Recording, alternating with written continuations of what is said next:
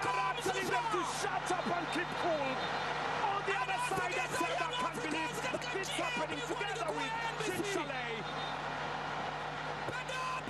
The citizens are on the electric mood right about now. Sweet, delicious penalty. Really sweet, delicious penalty. Kwa utulivu mkubwa kabisa, maguu 12 amemhesabia na upande wa kulia. Anticipation ya golikipa, alikuwa anataka kwenda upande wa kushoto.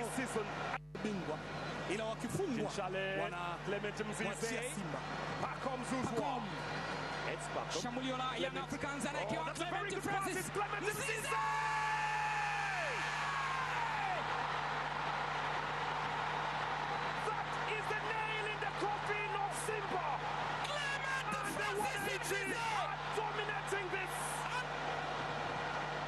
Ilianza kama utani, yeye ndio alianzisha. Pacom Zouzoua akaichukua, akaipenyeza, ikapenya mithili ya sindano katika kitambaa cha sanda. Mzize akaikuta, akaiweka pabaya. Top first striker like a ninja. Jezi nambari 24 Francis Mzize mwita Walid anakutana uso kwa uso na Pinpin Kamara, anamwambia kama clean sheet tumezoea kukipata ni kwa kwingine, sio hapa. Auto pass ya Pacom Zouzoua, receiving ya maana ya Clement Mzize na finishing ya mkuu. Haya magoli bwana matamu. Matamu sana. Ukiwa unajua mpira, tutazame hili tukio la mkwaju wa penalty. Michael Hiera, wakati anatoka Musa Kamara kwenda kucheza ule mpira, tumeona kama 50 kwa 50, lakini mwamuzi kutoka Misri hivi nani alikuwa na faida wakati mpira katika motion ile? Wakati mpira unaelekea kwenye lango la Simba, tunasema mwamuzi anachokiangalia ni kwanza nani ambaye anawini mpira wa kwanza. Ukiangalia kwenye fact unaona kwamba mtu wa kwanza kugusa ule mpira alikuwa ni Pacom Zouzoua. Unaona hapa anaupiga ule mpira, na wakati pia anaupiga mpira unachoangalia kingine ili upate faida ni eneo ambalo mpira unaelekea, target ya mpira unaenda wapi. Kwa sababu kwenye maeneo yale unaangalia kitu cha kwanza ni kwanza uwe na control ya mpira, lakini cha pili uwe na target ya kuona unaenda kuliface lango la mpinzani, ili mwisho wa siku mwamuzi aweze kukupa hiyo faida ya wewe kuwa umechezewa madhambi. Na kwa nini tunaangalia hizo fact? Ni kwa sababu lile ni eneo ambalo ni eneo la 18 ama ni penalty area, ambayo penalty area adhabu yoyote ambayo itatolewa kwenye ile eneo Ndiyo. inakuwa ni adhabu ya penalty pamoja na kadi ya njano ambayo anaweza kadhibiwa yule ambaye anacheza madhambi kwa wakati huo. Hasa ukiangalia baada ya mpira kudondoka nyuma ya walinzi wa Simba, unamwona mtu wa kwanza ambaye anaenda kuwini huo mpira. Angalia hapa. Ni Pacom Zouzoua ndiye ambaye yuko kwenye eneo la kuwini ule mpira. Na good luck yeye ndiye ambaye alikuwa wa kwanza kuupiga ule mpira, ambao baada ya kuupiga angalia sehemu ambayo ulikuwa unaelekea. Tafsiri yake ni kwamba wewe usipomblock hapa, anaweza akaenda kukimbilia ule mpira yeye mwenyewe na kwenda kupata kitu kizuri kwa maana ya kuscore. Na kuna wachezaji wawili wa Simba wakati ile pasi ndefu inapigwa hiyo hapo. Walikuwa kama walizidiwa kasi na Pacom. Na hiyo ndo faida kubwa ya wachezaji wa Yanga. Ukimweka Pacome, ukimweka Mzize kwenye kasi, center backs wa Simba wote kasi yao sio ya kuvutia sana. Yaani inawezekana akakutangulia, lakini mtu akatoka nyuma akawini mpira. Na mpira wakati unapigwa, angalia umepigwa in between, yani kwenye ile nusu nafasi, ni kwamba katikati ya mlinzi wakati na mlinzi mwingine wa pembeni, ambaye pale naona ni wote ni center back, lakini ameonekana kama anatokea pembeni kidogo, anakuja kuwini mpira kasi yake. Lakini kingine ambacho naona moja kwa moja pengine ilikuwa ni hofu kwa Kamara ambacho alichokifanya. Makadirio yake kwanza alikuwa anataka auwe move, bahati mbaya akafanya adhabu. Na hii tunaona alienda kwa dhamira ya kucheza mwili wa Pacome. Kwa sababu anaenda kumzuia, lakini mimi bado nilikuwa naona hawa defenders wawili pengine bado inawezekana kwa namna moja ama nyingine wangekuwa kama ubusta kwa Pacome, kumnyima utulivu. Kwa sababu naona Karabu yule pale, umeona alipokuja Kamara, yani tayari anakuja kuua ile move, lakini nilikuwa naona kabisa Karabu cha Mo alikuwa na uwezo pia wa kuzuia ama kupunguza uhatari wa Pacome kumuona Musa Kamara. Bahati mbaya maamuzi ambayo alifanya Kamara ya kwenda kupunguza kwanza goli, lakini pia kumpunguzia kuona ile vision, kwa sababu unaposogea kama mchezaji analiangalia goli maana yake unamziba asilione vizuri, lakini kwa bahati mbaya na komiti madhambi ambayo inakuwa faida kwa Yanga. Faida ya kwanza ni kupata pigo la penalti, yani ile adhabu unaokabidhiwa, lakini faida ya pili ni kuconvert ile nafasi. Tunaona kabisa Pacome aliweza kubadilisha nafasi ile kuwa goli. Kwa hiyo ni goli ambalo inakupa picha kwamba magoli ya namna hiyo Yanga msimu huu ameyafunga sana, kwa sababu inapoonekana hapo kwenye hiyo picha tu kwamba Simba ndio alikuwa na mpira. Unaona hiyo structure hiyo. Mwangalie Chemaloni alipo, mwangalie Zimbo, maana yake timu ilikuwa ipo juu. Kwa hiyo wakati ipo juu mpira wakati unapigwa, yani defender wa Simba hao wanamwangalia golikipa wao. Maana yake ni hatari zaidi. Wao ilibidi wao wanaangalia mpira unapokuja na kuweza kuwin. Kwa hiyo ilikuwa ni moja ya sababu ya Simba kuweza kuadhibiwa kwenye pigo hilo. Na kabla ukiangalia ile tukio ambalo Kamara ameenda kucommit hiyo foul ambayo imesababisha mkwaju wa penalti. Kipindi cha kwanza kuna mpira pia ambao Kamara alienda kufanya clearance ambayo inafanana na hii lakini yenyewe sasa kucommit foul. Ilikuwa ni pasi ambayo kwenye kipindi cha kwanza ilipigwa through ball hivi katikati ya walinzi wale wa Simba wawili. Yeye kwa sababu alikuwa kwenye position nzuri akapiga hatua ambazo akaenda kufanya clearance ya ule mpira. Ndicho kitu pia ambacho alikuwa anajaribu kuattempt kwenye mpira huu, kwamba kwa sababu alikuwa anaona distance ambayo alikuwa nayo Shamo Karabu, lakini pia tayari kulikuwa na distance ambayo alikuwa nayo Pacome pamoja na Shefondo Malone ambaye alikuwa anaenda kukaba ule mpira. Kwa sababu kwenye ile tukio ukiangalia mtu ambaye alikuwa yuko sawa sawa na Pacome Zuzu alikuwa ni Shemalon Fondo, ambaye baada ya Pacome kugeuka kuanza kuliangalia lango, yeye akawa anaisoma jezi ya Pacome Zuzu kwamba anaona ile 26 ikiwa inapepea. Wakati ile 26 inaondoka, Shamo Karabu alichokuwa anajaribu kukifanya ni kwenda kuintercept kwenye eneo la mbele, kwamba mimi naweza nikaingia katikati, lakini pale automatically kama angefanikiwa kungetokea na mpishano ambao Shefondo Malone anaenda ndani afu Shamo Karabu yeye ndo anaingia kwenda kutoa ule mpira mbele ya Pacome Zuzu.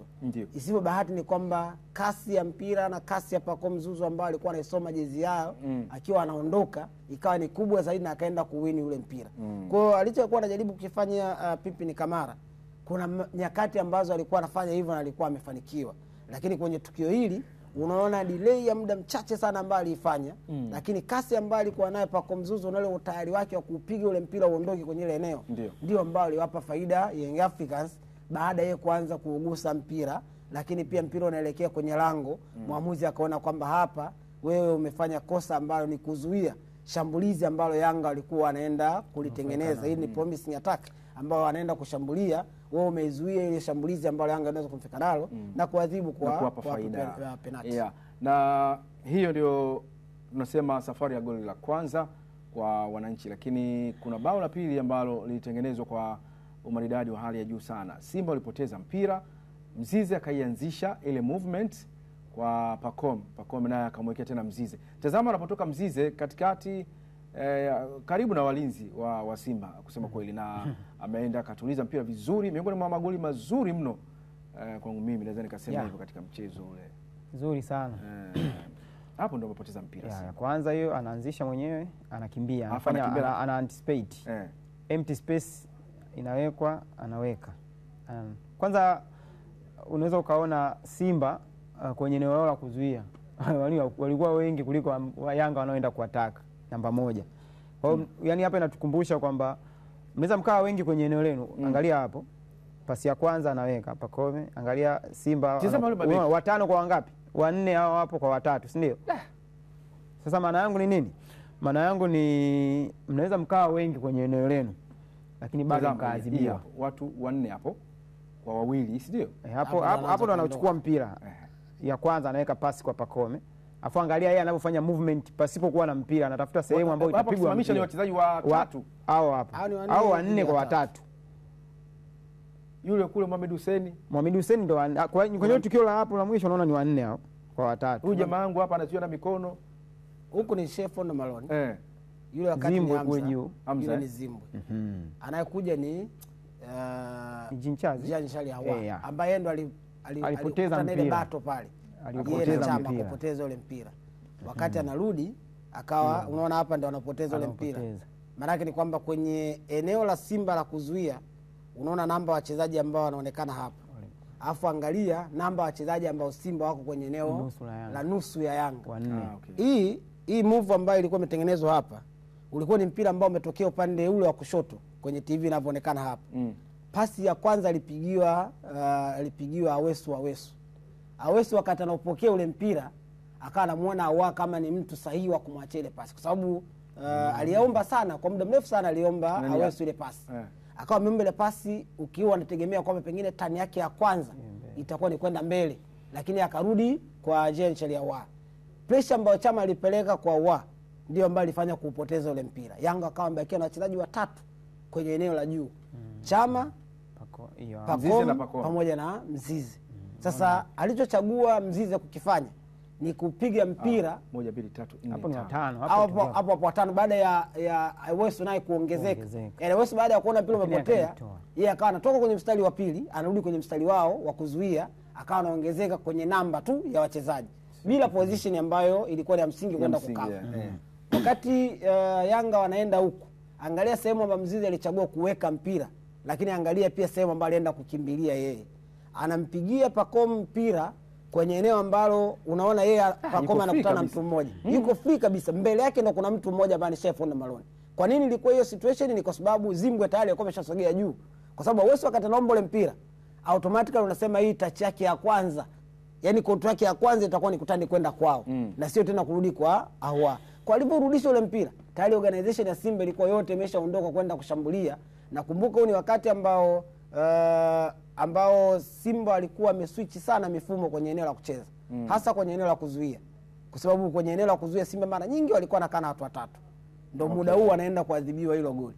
Kwa unaona alichokifanya Pacome ni kukimbia kwenye space ambayo ilikuwa wazi, lakini hiyo pasi ambayo alikuwa anaipiga pia vile vile kama ambavyo yeye alinufaika na mpira wa kwanza, kupiga nyuma kidogo ya migongo ya walinzi wa Simba ambao automatically kwenye mechi ambapo walikuwa wanacheza ulikuwa unaona moja kati ya weakness yao ni pamoja na speed ambayo alikuwa nayo. Speed yao ilikuwa ndogo kiasi kwamba ukiwazidi speed kidogo unaenda kupata faida kama ambavyo wamepata Yanga kwenye magoli yote mawili ambayo. Faraji, tukubaliane kwamba eneo la ulinzi wakati wa Simba ni shida. Ndio ambao kuna makosa ambayo yanaonekana, lakini moja kwa moja unaweza ukagusa ubora wa mpinzani. Yaani usitoe hicho kwa sababu kuna aina ya makosa unaweza ukacheza na baadhi ya timu afu usiadhibiwe, lakini unapocheza na Yanga wanakuadhibu kwa sababu ya quality ya wachezaji ambao wanapatikana. Tazama, yani gap inaonekana. Na jana kama umenotice ulikuwa unaona Simba wakati mwingine wakiwa na mpira kwenye eneo lao la kuanza, ile tunaita low block.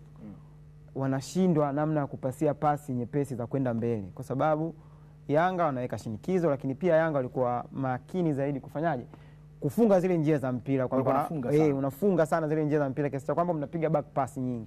Kwa mfano kwenye hili goli, Michael ameongea vizuri sana kuhusu unaweza kuwa na idadi kubwa ya wachezaji, jambo la kwanza. Lakini jambo la pili ni positioning, namna gani mmejipanga.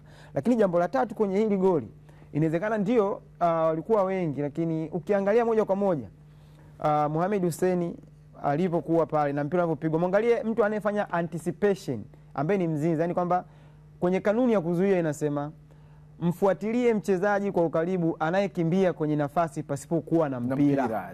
Maana yake asiyokuwa na mpira pale ni Clement, anafanya movement. Yeye zumuni kubwa ni nini? Ni kupokea mpira kwa mtu ambaye ataona ile movement. Na Pacome bila shida anapiga kibao ambacho first touch ya Mzize unaweza kusema ilikuwa super sana. Yani first touch inaweza kaamua kuua move ama kuipa timu faida. Kwa hiyo first touch ya Mzize ikawapa Yanga faida, anachagua sehemu nzuri, anafanyaje? Anafunga. Kwa hiyo maana yangu kwenye kufanya ku track down, maana yake ni kama Zimbo alikuwepo mchezoni anaangalia kile kinachotokea, lakini alikuwa hataki kujishughulisha kwenda kumfanyia kumharasi huyu ambaye anakimbia kwenye nafasi ambaye ni Clement Mzize. Kwa hiyo collectively hii sio kosa ya mtu mmoja. Hii unaweza kuanza ni muundo wao ulinzi wamekomiti hili goli. Kwa sababu pale sio mtu mmoja ambaye unaweza kusema ukamnyoshia kidole kwamba bila huyu hapa ndo amesababisha. Unaona kabisa namna ambavyo wamejiposition, namna ambavyo wanataka kuingilia mchezo, mwisho wa siku Yanga wananufaika. Kwa hiyo moja kwa moja unatoa credit kwa Pacome kwenye pasi, lakini finishing ya Mzize inakupa maana halisi ya daraja la wachezaji ambao wanapatikana Yanga. Na Ulama umezungumzia kuhusiana na issue ya pengine safu ya ulinzi ya Simba. Kwenye namba unaweza kusema msimu huu ameimprove kidogo kwa maana ya kile ambacho amekipata. Lakini kwenye eneo la kuzuia, moja kati ya vitu ambavyo jana Simba alikuwa na struggle navyo sana ni jinsi gani ambavyo wanaweza kukabiliana na ile kasi ambayo Yanga wanaipeleka kwenye eneo la kushambulia, hasa wakiamua jambo lao kwamba sasa tunakuja, mnawezaje kutuzuia kwenye kile ambacho sisi tunakuja nacho.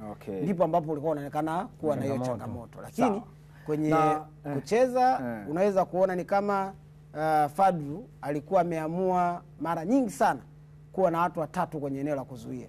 Ulikuwa unaangalia kwenye kipindi cha kwanza ilikuwa ni ngumu kuiona Simba ina move na fullback wote wawili. Alikuwa anaondoka fullback mmoja anarudi nyuma kwa ajili ya kutengeneza kuta watu watatu.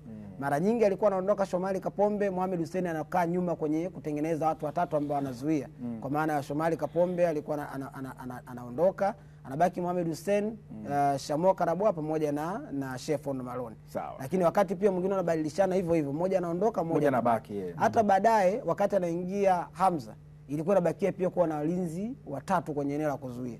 Kitu ambacho unahitaji pia wakati mwingine kuwa na sharpness sana, hasa pale ambapo wapinzani wako wanaenda kupiga mpira katikati yenu.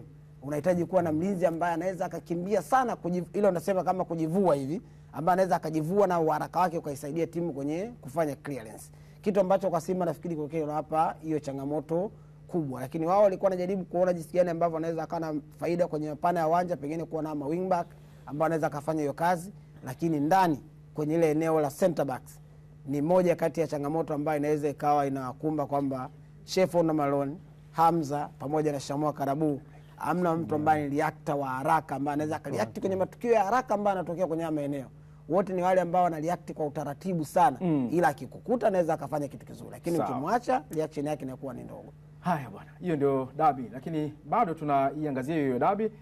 Tuweza kufahamu yaliyojiri zaidi na zaidi. Ukiachilia mbali magoli mawili, kuna magoli ambayo yamekoswa katika mchezo huo, lakini kwa sasa tukapumzike kidogo. Tukirudi tutakwenda kuangazia hayo magoli ambayo yalikoswa katika mchezo wa jana.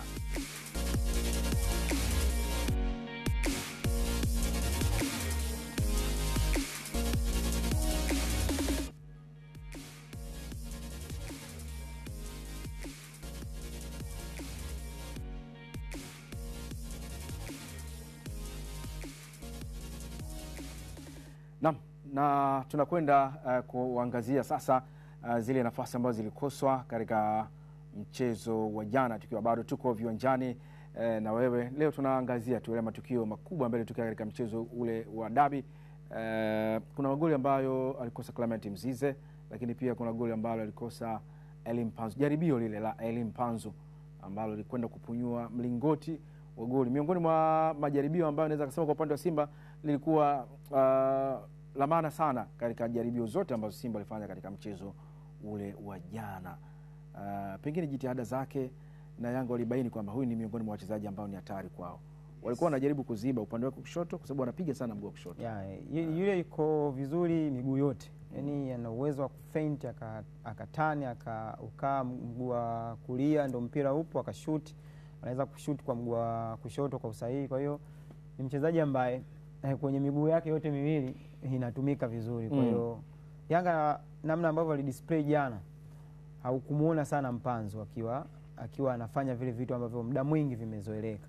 Na unaweza ukatoa credit zaidi kwenye muundo wa uchezaji wa Yanga kwa sababu moja ya sifa kubwa ambayo nimeiona msimu huu amekuwa bora zaidi ni pale ambapo wao wanakuwa hawana mpira ndio wanakuwa hatari zaidi. Yanga. Yaani sio tu kwenye mashindano ya ndani. Hata mashindano ya kimataifa kuna baadhi ya mechi ambazo walikuwa wanakupa hiyo picha au wanakupa hiyo sifa kwamba wasipokuwa na mpira namna gani wanaweza kukulazimisha ufanye makosa afu kunufaika na hayo makosa. Kwa hiyo moja ya sifa kwenye mpira miguu wanasema mpira ni time and space. Yaani nikikupa nafasi maana yake nikikupa na muda utaniadhibu. Sasa Yanga wana sifa hiyo ya kupunguza sana zile nafasi kwa wachezaji wa timu pinzani, maana yake wakati sehemu mpira upo unawaona wapo wawili wapo watatu wanaweka shinikizo, unapoteza mpira unapiga pasi mkaa wanaiba. Kwa hiyo kwenye hilo attempt ile pale unaona unaweza kusema ni individual brilliance ya mchezaji kwamba afu jitihada zake binafsi kwa sababu alikutoka msitu wachezaji kama watatu wawili watatu. Kwa hiyo unaweza ukatoa credit kwake, lakini kwenye tukio la Mzize yani niliamini angefanya kwa timu kwanza. Okay. Kwenye amri 10 za mpira wa miguu, amri ya 10 nasema you should play for the benefit of your team. Yani wewe kama mchezaji unapaswa kucheza kwa manufaa kwanza ya timu, sio wewe. Maana yangu ni nini? Kwenye tukio la Mzize tayari ilikuwa na option ya kumpasia Chama aweze kupesti, lakini alijiangalia yeye. Sasa ile ni mbaya, bahati nzuri tu ameondoka na matokeo, lakini kama ingekuwa tofauti inawezekana tukio lile ambalo aliweza kujaribu na mpira kwenda kwenye target lingeongelewa zaidi, lakini alifanya vile. Nadhani alikuwa na shauku nyingine ambayo nadhani wote tunajua kwamba alikuwa na magoli mangapi kuangalia ana level. Yes, ana 14. Kwa hiyo kwa namna moja ama nyingine pia magoli mawili na mfungaji bora. Kwa hiyo pia kwa picha nyingine niliweza kuelewa, kama ilikuwa inamlazimisha hivi kwenye zile commandment ya amri 10 ile nadhani alikosea. Na pengine ulama kwenye hii mechi ukijaribu kuiangalia unaweza ukawa unaona nani alala chini yule ngoma hiyo. Hiyo ilikuwa ngoma. Direct irudie kwanza. Kwa nini? Ianze tena. Nzuri sana. Hizi ni baadhi za attempt ambazo zilikuwa zinapatikana, na unaweza kuona hiki ni katika kile kipindi cha kwanza ambacho Shadrack Boka. Yes, Boka anaenda anapiga ule mpira. Lakini ukiangalia kwenye dakika 45 za kipindi cha kwanza on target zilikuwa ni ngumu sana kuzipata, ile on target kabisa ambayo imejaa. Ilikuwa ngumu sana. Yaani dakika 45 zote. Yaani haoni kama kulikuwa na on target ambayo unasema hii kweli hao wamepiga. Hiyo ndio ambayo walikuwa wanataka kuiangalia kwa uzuri. Hapakuwa na on target ambayo ilikuwa imepigwa kwa ule ukamilifu kabisa kwamba hii ni shuti ambalo timu inajaribu kwa attempt. Hii nafasi ambayo alipata, angalia jinsi ambavyo alienda kupress ule mpira Shadrack Boka. Haikuwa kwenye usahihi. Na hii nafasi ambayo mawasiliano mabaya kati ya Dube lakini Pacome Zouzoua ambaye alienda kumalizia tu lile tukio, lakini mtu pia ambaye alikuwa anakuja nyuma ya Prince Dube ndio ambaye alifanya shambulizi hili kufa katika kifo cha kawaida kabisa. Ni shambulizi ambalo lilikuwa limetengenezwa kwa uzuri sana na Mudathir Yahya, mmoja kati ya wachezaji ambao jana wakati mechi inaanza ulikuwa unaona kile ambacho alikuwa anakifanya. Kuna moment tunasema muda angeongeza utulivu kidogo angeweza kuwapa kitu kizuri sana Yanga, lakini nafikiri alikuwa ni mchezaji ambaye kwenye eneo la kimbinu Yanga walimtumia kwenye nafasi ambayo ilikuwa ni nzuri sana. Kwa nini? Kwa sababu Mudathir kwenye mechi Yanga ukiangalia walivyoingia mara nyingi wanaingia na 4-2-3-1. The same kwenye mechi pia aliingia na hivyo hivyo 4-2-3-1. Lakini kilichobadilika kidogo kwenye mechi ya jana kwenye 4-2-3-1 yao wale wawili wa chini kwenye bile base baada ya mabeki wanne alikaa Duke Abuya pamoja na Khalid Aucho, ambapo Khalid Aucho unajua ni holder mzuri akikaa kwenye ile eneo la chini, lakini Duke Abuya ni mchezaji ambaye energy wise anaweza kukupa nguvu kubwa sana kwenye ile, na anaweza kukava maeneo mengi kuliko ambavyo Khalid Aucho anaweza kufanya. Lakini kumbuka kwenye kipindi kirefu Yanga kwenye lile eneo la base ya midfield alikuwa anacheza Khalid Aucho pamoja na Mudathir Yahya. Yes. Sasa kumuona Mudathir Yahya, kumuona Duke Abuya, kumuona Khalid Aucho kwenye mechi ambao unaenda na mfumo wa 4-2-3-1. Na hii ndio nafasi ambayo Faraja alikuwa anazungumza kuhusiana na ilikuwa upande wa huko. Yes, ambayo alitoka pembeni kule yule ambapo unaongelea kasi ya Mzize. Ya Mzize ambaye alikuwa nayo kwenye ile. Na mmoja kati ya vitu ambavyo sifa yake ya Mzize kwenye uchezaji unaweza kusema ni pamoja na kasi ambayo yuko nayo na pengine uwezo pia kufanya dribbling wakati anakimbia kwa kasi. Kwa hiyo najaribu kuangalia ulama kwenye hii mechi. Yanga kuingia tu na wale watu ambao walikuwa ni watatu hao, Khalid Aucho, Mudathir pamoja na Duke Abuya. Hilo jambo ambalo alikuwa anasema mwanzoni kwamba Yanga alikuwa anakaba sana ilikuwa inatokana pia na aina ya watu. Na Max wakati mwingine anaingia ndani. Max naye pia unajua ana nguvu, ana energy ya kutosha kwenye kukimbia kwenye maeneo mengi. Kuna muda kipindi cha kwanza Pacome alienda kucollect mpira kwenye box lao la kuzuia. Yaani kwenye box lao kabisa la kuzuia. akatoka nao. Yeye ndo ameenda kuchukua mpira kule nyuma kabisa, ametrack back kabisa nyuma, ameenda kuchukua mpira akaanza safari ya kwenda kwenye lango la wapinzani. Maana Yanga pia anaweza kujivunia aina wachezaji ambao wako nao kwamba wanaweza akakimbia sana kiwanjani, kufika kwenye maeneo mengi kiwanjani ambayo yanaweza akaifanya timu kubakia kwenye mikono salama. Kwa nafikiri kwenye kile ambacho walikuwa wamekifanya Yanga kwenye kuwa na muundo watu watatu katikati, wanaenda kushindana na Simba ambao kwenye kipindi cha kwanza, moja kati ya vitu ambavyo nilikuwa naviona Fadlu amevifanya, kuna muda Simba alikuwa anafika mpaka namba wachezaji watatu ambao wanacheza kwenye position moja ya nafasi ya namba 10. Alikuwa anacheza Elim Panzu, alikuwa anacheza Awa Joshua Mutale. Wote walikuwa wanavunjikia katikati kwenye eneo la namba 10. Maana yake ni kwamba wakivunjikia pale katikati, ulikuwa unaona ufanisi wa Mutale ulikuwa huko sawa sawa sana. Kuna move nyingi zilikufa kwenye miguu yake. Maana yake ni kwamba yeye alikuwa anaua shambulizi ambalo lilikuwa linaenda kutengenezwa tena kwenye eneo ambalo ni hatari zaidi. Lile ni eneo ambalo tunasema mpira hautakiwi kanao kwenye sekunde nyingi sana kwenye miguu yako. Kwenye miguu, yes. Kwa haraka uachie watu waondoke. Sababu kidelay kidogo tu ndio hao wanaume watatu ambao tumekuambia wanakuja kukuala si wewe. Yaani wote wanakufuata wewe. Kwamba anakuja Duke Abuya, afu Aucho anakuja, Mudati anasubiri aokote mpira aondoke. Kwa hiyo ilikuwa ni eneo ambalo nafikiri wangeweza kumtumia ili Mpanzu kwenye maeneo ya pembeni kabisa kama ambavyo wanafanya kwenye mechi nyingi. Alafu kuwa na Kibu Dennis ambaye anakimbia kwenye maeneo ya pembeni pia vivyo hivyo, ingeweza kuwa na hatari kama ambavyo walifanya kipindi kidogo kwenye kipindi cha pili. Mechi hiyo imemaliza msimu na Yanga wanamaliza wakiwa na alama 82, Simba wakiwa na alama 78, hivyo Yanga kuwa mabingwa mara 4 mfululizo wa ligi kuu ya Tanzania. Na sasa tunakwenda kuangalia zile sherehe za wanakabidhiwa ubingwa wananchi. Walikuwa katika furaha sana. Hebu tukajikumbushe kile ambacho kilikuwa kinaendelea wakati wanakabidhiwa ubingwa. Naona ile champions imeandikwa pale Faraji. Ile ndio jambo ambalo watu wanalitafuta toka mechi ya kwanza, raundi ya kwanza, ulitafuta lile neno. Ndio. Na unajua Kidedea, maana yake hii ni performance kwa ujumla kwenye mechi 30 za timu. Na Yanga kushinda kwa mara ya 4 mfululizo kwenye rekodi sio mara ya kwanza ya mpira wa Tanzania. Ligi tangu ianze mwaka 1965. Yanga kuanzia 1968 mpaka 72 alichukua mara 5 mfululizo. 68 mpaka 72. Simba akaja kulipa 76 mpaka 80, mara 5 mfululizo.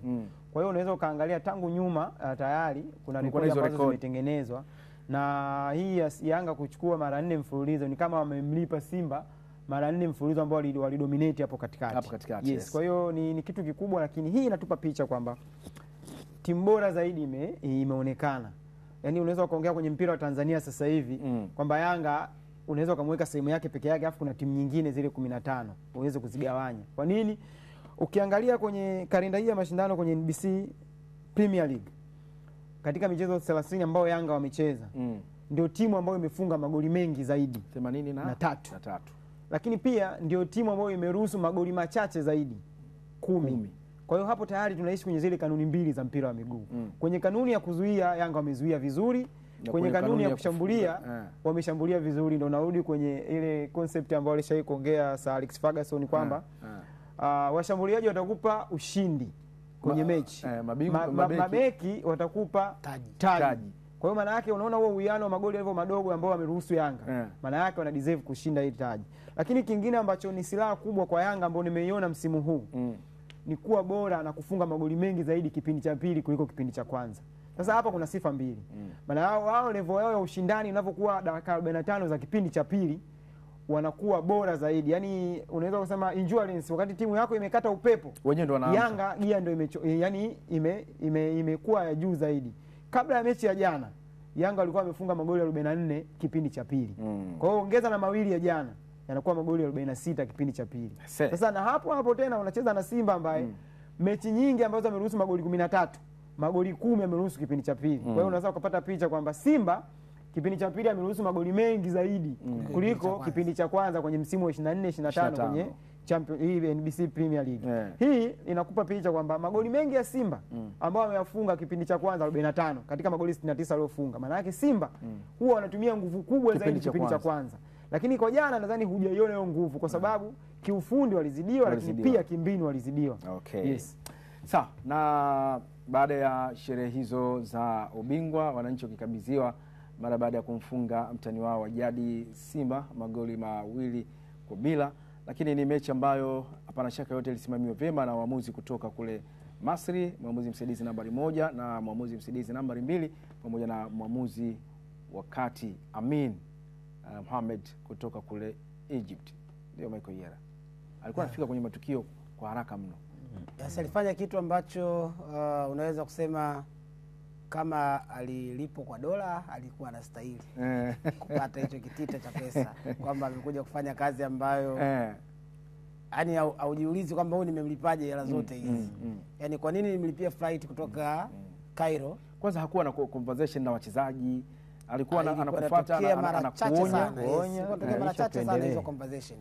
Ukiangalia kwa mfano kwenye lipe ambazo zimepita hapa, ni katika wakati tu ambao ile penalty imetokea, kuna wachezaji kadhaa alienda kuzungumza na mwamuzi. Lakini alikuwa ashasimamia tayari maamuzi yake, na pengine wachezaji walikuwa wanajua kwamba goalkeeper ka commit foul. Na hata ile hata mazungumzo yalikuwa sana. Yani wanasema kiurafiki. Mazungumzo ya kiurafiki sana. Lakini mimi nilikuwa uwanjani kwenye mechi. Nilikuwa naangalia kwenye zile dakika 45 zilivyoisha.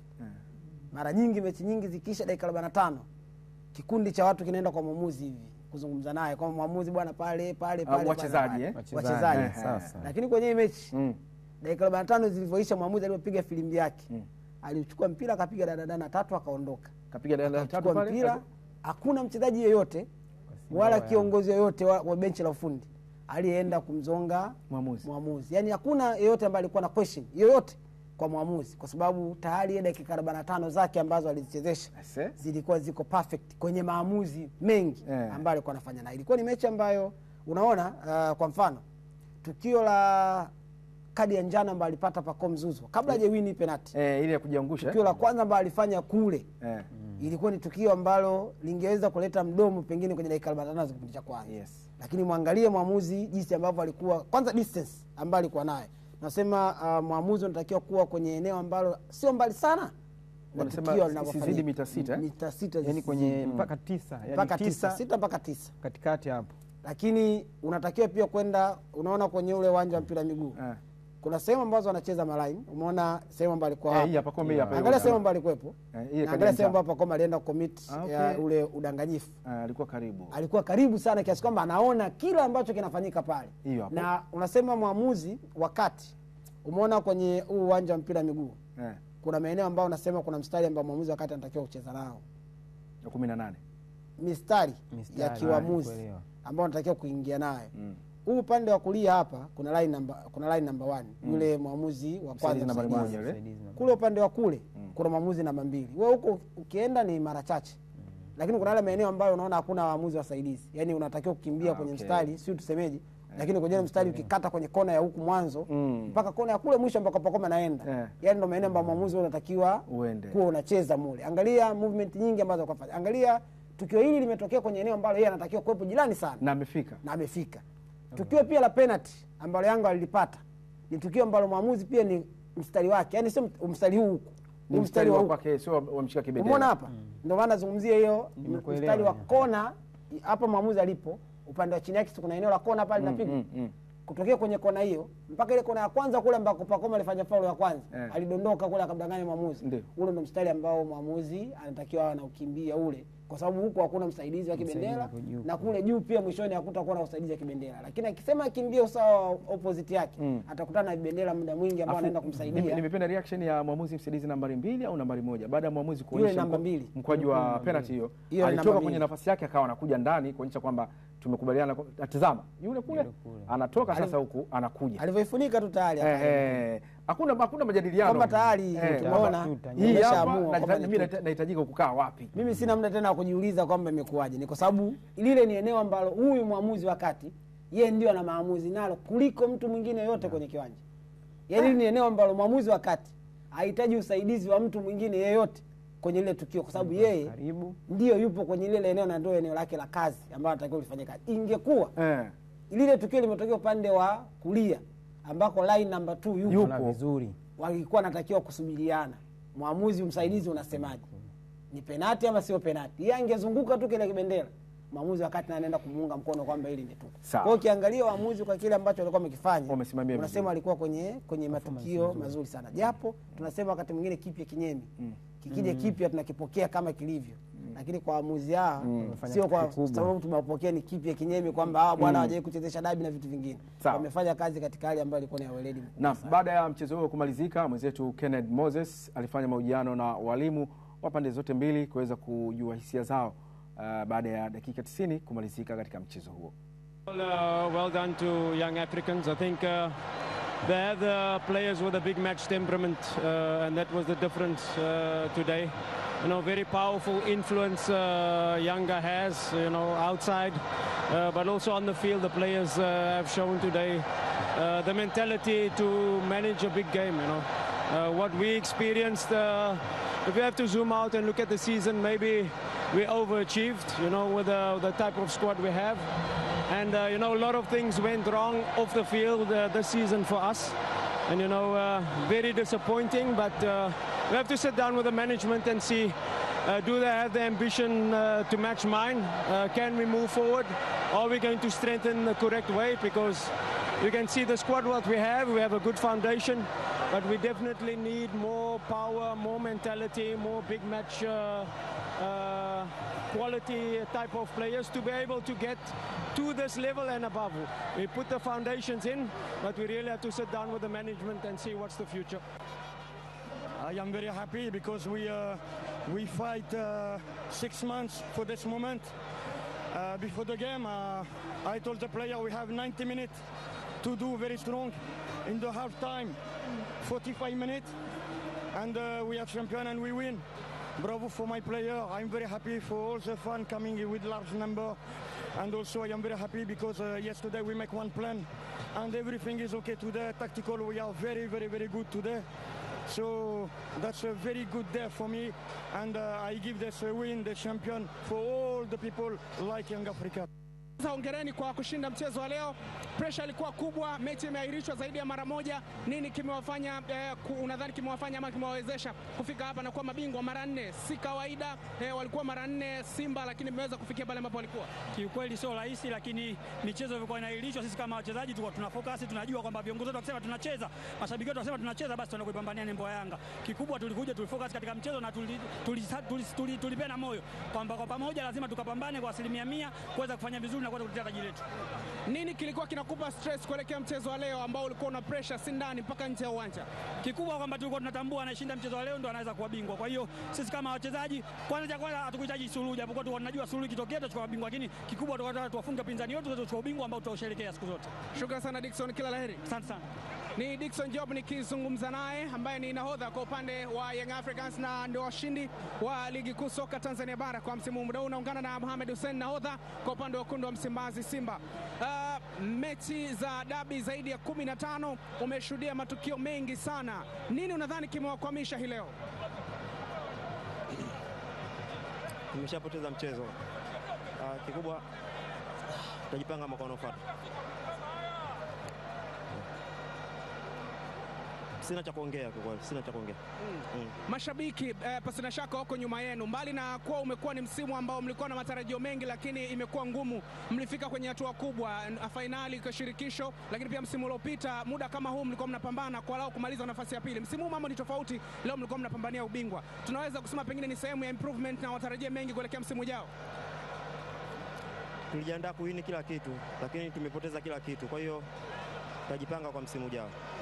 Kauli yako moja inaweza kuwapa nguvu mashabiki wenu kuelekea msimu ujao. Zungumza nao japo kwa uchache. Waendelee kusupport timu yao. Shukrani sana Mohamed, all the best. Asante. Mohamed Hussein Zimbwe, kuna kauli moja ameizungumza imemuumiza sana. Tulijiandaa kushinda kila kitu, lakini tumepoteza kila kitu. Yuko sahihi. Wiki au tuseme mwezi mmoja uliopita, Simba alikuwa na uwezekano wa kuchukua kombe la shirikisho Afrika. Alikuwa na uwezekano wa kuwa bado anapambania ubingwa wa ligi kuu ya NBC. Alikuwa na uwezekano baada ya kupambania CRDB Federation Cup kabla hajatolewa na Singida Black Stars. Lakini leo hii unazungumza tarehe 6. Vyote hivi vitatu vimeondoka. Vyote vitatu hivi havipo tena. Na wamepambana kwa asilimia kubwa sana kwenye maeneo mengi sana kiuchezaji. Lakini mwisho wa siku yanakuja kutokea haya ambayo yanatokea dakika ya mwisho kabisa. Unapoteza fainali kwanza dhidi ya Berkane tena kwenye uwanja wa nyumbani. Unakumbuka ile dhidi ya Berkane pale Zanzibar. Lakini kwenye mechi ya mwisho ya maamuzi unacheza dhidi ya mtani wako, unapoteza mechi ambayo ungeshinda, ungekuwa bingwa. Lakini mechi ambayo umeenda kupoteza kwa magoli 2-0. Unaona jinsi gani ambavyo unaweza kana. Unapoteza pia mechi nyingine ambayo ya matumaini ya kucheza finali ya CRDB. Sasa unaweza kuona maumivu gani ambayo yapo. Wakati mwingine mpira wa miguu ni kama kuna sehemu mashabiki unasema sisi mashabiki ndio tunaumia sana. Ni kwa sababu wakati mwingine hujui maumivu ambayo wachezaji wanayapata. Yaani picha ya Mohamed Hussein hapa inawezekana kuonesha uhalisia. Kama umecheza mpira wa miguu inawezekana kupa picha kwamba yeye anaumia kwa kiasi gani. Yaani shabiki unaweza kusema mimi naumia sana kuliko mchezaji. Hao wachezaji wana maumivu kwenye timu, haiwezekani. Yaani mchezaji kama Mohamed Hussein how comes misimu 4 hii mfululizo amecheza Simba Sports asiwe na maumivu kama ambavyo mshabiki. Alafu ni nahodha. Unakuwa nani nahodha wa timu. Unakumbuka instance ya Mohamed Hussein kwenye mechi ya 5-1. Unaona ile reaction yake ilivyokuwa. Angalia pia reaction hii ya jana. Anauliza swali ambalo unasema angeweza kutoa labda maelezo kiasi, lakini mchezaji anakuambia mimi sina cha kusema. Sio kwamba ana cha kusema. Ni kwa sababu yeye mwenyewe pia anajaribu kuona nguvu ambayo ametoa kwenye msimu mzima. Amepambana kwa asilimia ngapi na wachezaji wenzake. Kama anaweza amwambia nini wachezaji wenzake kwenye dressing room walikuwa wanaongea nini, matamanio yao kwa msimu yalikuwa ni nini, lakini mwisho wa siku amekosa. Sasa shabiki unapokuja kusema kwamba wachezaji hawaumii, sisi ndio tunaumia kuliko wao. Tunatakiwa kujua pia kwamba nao na mwalimu wake pia amekuwa na wanapenda sana interview zake. Fadlu Rahman Davis amekuwa na utulivu na anazungumza reality kabisa kile ambacho kimetokea na kipi ambacho anataka kufanya. Pamoja na kuwapongeza wananchi. Na ameongea vitu vingi ambavyo kigusa moja kwa moja unaona kwamba kweli Yanga ni timu bora kwa sababu ameongelea namna ambavyo wachezaji wa Yanga wanajua kuzicheza mechi kubwa. Ameongelea amegusia namna ambavyo Yanga nje ya pitch wana influence kubwa, maana yake hapo ni namba mashabiki wanapopambana hivyo. Yaani unaona kabisa kila kitu kiko upande wao. Lakini mimi ambavyo namuona kabisa kuna mazingira kabisa kidedea, unaona kabisa kocha anakubali kwamba mpinzani wangu ni bora zaidi kuliko mimi, na anawapa hongera akijua kabisa ndio nimepoteza, lakini nimepoteza zidi ya timu bora zaidi. Wewe ukitaka kupata mfano mdogo tu, angalia ile mechi ya jana. Anatoka Dube anaingia Mzize, si ndio? Anatoka Nzegeli anaingia Chama. Anatoka Pakome anaingia Ikangalombo. Anatoka Mudathiri anaingia Shuaboy. Hivi unanielewa? Simba anatoka anaingia Abdulrazaki Hamza kama namba 6. Unanielewa? Unanielewa eh? Yaani kwamba namba 6 Paseo hapo lakini hatumiki. Lakini anaingia Awesu. Unapata picha eh? Yaani kwamba huo mpishano wa madaraja ya viwango. Kwa hiyo obvious kwenye mazingira ya kupoteza yanakuwa makubwa zaidi kwenye mlinganisho wa huo bora, kwa sababu alichokitoa Mzize ndani ya dakika 45 za kipindi cha pili naona kilikuwa bora zaidi kuliko ambacho amekifanya Dube kipindi cha kwanza. Kwa hiyo lile daraja lile ndio unaweza ukapata picha. Lakini kingine kwenye uhalisia, kwenye mpira wa ushindani, ilibadi umshinde mpinzani wako. Hakikisha achukue alama zote 6. Simba ni miongoni mwa timu 12 kwenye ligi ambazo zimemchangia Yanga alama zote 6. Alama zote 6. Yaani ni Dodo ni JKT alitoa sare, Azam alishinda 1, Tabora alishinda 1, lakini the rest Yanga amechukua alama zote 6. Kwa hiyo ni issue moja ambayo ni ngumu. Na tunakwenda kutazama man of the match katika mchezo huo wa jana. Pacome Zouzoua anakabidhiwa zawadi yake kwa kile ambacho amekifanya. Jana alisumbua sana Pacome. Alikuwa na nyakati nzuri kwenye mechi. Unaona kuna muda ni kama yeye alikuwa analazimisha sana vitu vitokee. Yaani uko unaona anajaribu kuforce kukimbia kwenye eneo ambalo pengine atakosa usaidizi mbele, lakini alikuwa anajaribu kuforce hilo jambo liweze kutokea. Na sofa kwenye maamuzi kwenye mechi ya jana unasema yeye alifunga goli la kwanza ambalo lilikuwa ni kwa mkwaju wa penalti, lakini pia alitoa pasi ya usaidizi wa goli la pili ambalo alifunga Clement Mzize.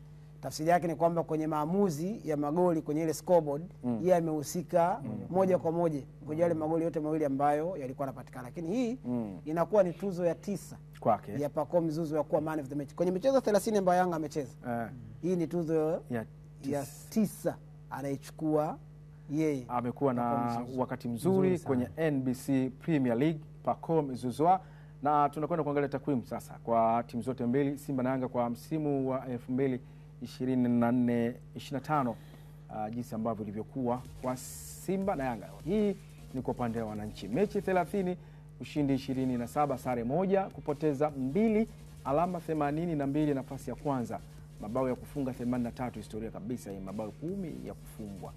Wamejitengenezea historia mabao mengi sana ya kufunga. Msimu jana kidogo tuna alama points. Msimu jana walimaliza kwa magoli 71. Kwa unaweza kuona kuna idadi ya ongezeko la magoli 12. Unaweza kaona namna gani boksi lao la kushambulia. Ukikaa hivi ukiumiza kichwa, mechi 30, ushindi 27. Alikuwa anacheza nao ndio kile kitu ambacho tumetoka kuongea kwamba katika timu 15 12 zimechangia alama zote 6. Yaani home and away. Yaani Namungo 6 zote, Simba 6. Unaenda Dodoma 6. Kwa hiyo unamtoa JKT Tanzania, Tabora, unamtoa na Azam. Lakini kwenye hizo mechi mbili za ambazo Yanga amepoteza, ukirudi nyuma Yanga alikuwa katika mazingira gani? Yaani unawishi kwamba labda mechi na Tabora Yanga aliyofungwa 3-1, kama wangekuwa kwenye piki ama wasingekuwa na majeraha, unapata picha kwamba kuna ugumu. Kwa hiyo bado kuna mpishano mkubwa. Yani Yanga kuna standard ambayo moja kwa moja unaweza kusema ameitengeneza, ambayo inajitofautisha na timu nyingi sana. Na kwenye msimu huu unaweza kusema ushindani uliongezeka kutoka kwa wapinzani wao ambao walikuwa wanashindana nao kwenye ligi. Ndio maana hata wao kuwa mabingwa walikuwa wanatakiwa kumaximize namba zao kwenye baadhi ya maeneo. Unaweza kuona kwenye hizi namba ambazo na display hapa, kwenye michezo 30 ambayo wamecheza kwenye msimu huu, wamelazimika kushinda mara 27, sare mara 1, kupoteza mara 2. Lakini alama ambazo wamekusanya msimu huu ni tofauti ambazo walikusanya kwenye msimu uliopita. Msimu uliopita Yanga anamaliza akiwa na alama 80. Lakini kwenye msimu huu amemaliza akiwa na alama 82. Ni ongezeko la alama 2 ambazo zimepatikana hapa. Kwenye magoli ya kufunga, msimu uliopita Yanga alifunga magoli 71. Msimu huu amefunga magoli 83. Maana yake ni ongezeko la magoli 12 ambayo yamepatikana hapa. Ulitakiwa kuongeza hizo namba ili uwe bingwa. Lakini kwenye magoli ya kufungwa pia, ili uweze kuthibitisha kwamba wewe ni bingwa, unatakiwa kuwa na safu bora ya ulinzi. Msimu uliopita Yanga alifunga magoli 14 kwenye mechi 30 ambazo alicheza. Lakini msimu huu wamepunguza namba magoli ambayo ameruhusu, yamefika magoli 10. Wamepunguza magoli 4. Unaweza kuona kwenye maeneo mengi ambayo Yanga alienda nayo kwenye msimu huu yameenda kwenye eneo ambalo wanasema ni chanya. Yaani kama ni graph ungekuwa unacholea msimu uliopita na msimu huu, unasema graph yao kutoka msimu uliopita inaenda katika msimu mwingine. Tuende kuangalia za Simba, takwimu zao kwa msimu huu. Kwa Yanga ndio hizo tumeshazitazama hapa. Kwa mnyama mkali Simba Sports, michezo 30, ushindi 25, sare 3, kupoteza 2, alama 78, nafasi ya pili, mabao ya kufunga 69, mabao ya kufunga 13. Na katika zile sare 3 pale, ukiondoa hizi 2 za kupoteza michezo miwili, zile sare 3 pale ndio kuna mechi moja ambayo Simba aliuachia ubingwa pale. Kuna sare ya Azam 2-2, Zidane Sereri dakika za jioni sana anaweka chuma inakuwa 2-2. Lakini kuna sare dhidi ya Fountain Gate, goli ambalo Chasambi alijifunga. Alafu kuna sare ya magoli 2-2 dhidi ya Coast Union. Katika hizi sare kuna sare moja ambayo Simba anacheza alikuwa anaongoza ligi. Nafikiri ile ya Coast ilikuwa Simba alikuwa anaongoza. Kitu kama hicho. Alafu sasa ukiangalia kwenye hizo sare, yani unaweza kuna ile mazingira unasema nani alikuwa na nafasi kubwa zaidi ya kushinda mchezo. Hizo sare 3 zile. Yani tukianza sasa kuanalyze kwamba alizidiwa sana ama yeye alikuwa mchezo uko upande wake. Sasa ndo unaanza kurudi. Dhidi ya Coast Union anaongoza 2-2. Yeye akaona mechi imeisha. Coast Union wakachochea, waka equalize. Dhidi ya Fountain Gate walitangulia Simba. Ndio. Wakaja alifunga Ateba, bahati mbaya back pass ya Chasambi 1-1, lakini sio kwamba walielemewa hawakutengeneza nafasi. Ile mechi ambayo alikosa goli Ateba na Mkwala akaenda akavamia wote boli. Alafu mechi ya Azam sasa. Wanaongoza? Wanaongoza 2. Feitoto anapiga pasi kama mita 35 hivi. Kama Pacome inadondoka. Sio hivi. Sasa yeye alipiga hivi. Unanielewa? Kwa hiyo hata hiyo ya Azam nao pia unasema ilikuwa upande wao. Kwa hiyo umakini kwenye eneo la kujizuia haukuwa juu sana, opportunity ikadondoka, Azam wana equalize. Kwa hiyo kwenye alama zote hizo ambazo wamedondosha, bado ulikuwa unaona Simba walikuwa na uwezo wa kuondoka na alama zote 3. Yaani unaweza kusema mechi dhidi ya Azam sawa, ni Azam FC. Kwa sababu ya daraja. Quality, ushindani uko sawa, lakini zile mbili zinaweza zikawa zina hukumu zaidi. Lakini hata Simba pia unaweza kusema kama ni improvement wameonyesha kwenye kile ambacho wamekifanya, kwa sababu ukiangalia kama ambavyo Yanga tuliangalia kwenye namba zao kwamba alitakiwa kupandisha namba zao ili ziweze kuwapo ubingwa. Hata Simba pia amepambana. Msimu uliopita alimaliza kwenye nafasi ya 3 nyuma ya Yanga na Azam FC. Lakini msimu huu unaona jinsi ambavyo wameboresha namba zao, namba magoli ya kufungwa imepungua sana kutoka 25 mpaka 13. Lakini unaweza kuona pia namba magoli ambayo wamefunga, msimu amefunga magoli 69. Msimu uliopita alifunga magoli 59, ameongezeka magoli 10 hapo. Points pia zimeongezeka mpaka 78. Lakini bado wameongeza namba. Isivyo bahati tu ni kwamba mpinzani wao ambao anashindana naye kaongeza namba zaidi, ndio maana yeye amekuwa bingwa. Sawa, na tunakwenda kuwasikiliza mashabiki ambao wamezungumzia mchezo huo katika sehemu mbalimbali. Mpira umepigwa, ni mpira mzuri, ni mpira wa mashindano, ni mpira ambao umepigwa tafu safi ambazo hazijaleta athari sehemu yoyote. Ila mimi kama shabiki wa Simba naweka wazi kwamba Simba kuna idara ambazo zinatakiwa pia zisajiliwe nzuri, ambazo zinaweza zikamweka Simba kwenye mazingira mazuri. Yaani cha kwanza mimi nafurahi kuchukua kombe mbele ya mpinzani wangu Simba. Nilikuwa na uhakika, hata hivyo kafungwa magoli machache sana. Ilibidi tumpige hata goli 5. 5 brothers zilikuwa zinaingia. 5. Hii ndo Yanga brother. Hii ndo Yanga ya makombe. Unajua kitu kimoja, nimefurahi mara mbili. Moja, nimemfunga mtani, mimi nimechukua ndoo mbele yake. Unajua ile kitu umewekewa ndoo mbele alafu namfunga mtani wako, kuna raha yake mzee.